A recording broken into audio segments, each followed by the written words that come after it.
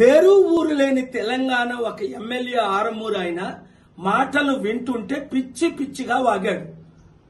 హిందువులందరూ పిల్లలు కనండి, హిందువులకి కుటుంబ నియంత్రణ ఉండకూడదు అంటే అర్థమేంటి? ముస్లింలకి క్రిస్టియన్స్ కి కుటుంబ నియంత్రణ ఉండాలి. నోరిప్పితే హిందూ క్రిస్టియన్, హిందూ ముస్లిం మధ్య గొడవ పెట్టడం తప్ప ఇంకొక పని లేదు వీరికి. ఇంకా పిల్లల కంటే వీళ్ళు ఉద్యోగాలు ఇస్తారా? మోదీ గారు సంవత్సరానికి 2 కోట్ల ఉద్యోగాలు ఇస్తారని 20 కోట్లు కాదు కదా, ఉన్న 20 కోట్ల ఉద్యోగాలు పోయాయి. మరి కొత్త వాళ్ళ పిల్లల కంటే వీళ్ళు ఉద్యోగాలు ఎప్పుడు ఇస్తారు?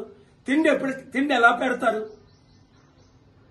ఉచిత విద్యా వైద్యం ఎక్కడిస్తారు? వీళ్ళు గొడవలు పెట్టడం తప్ప ఇంకో పని లేదా? మోదీ గారికి పిల్లల కలండి వీళ్ళు ఎప్పుడైనా చెప్పారా? అది ఆయన ఇష్టం. ఆయన పెళ్ళైనప్పటికీ భార్యను విడిచిపెట్టి ఒక యోగి అవుదాం అనుకుని RSS లో చేరారు. అది ఆయన ఇష్టం. అది మనం ఎలా ప్రశ్నిస్తాం?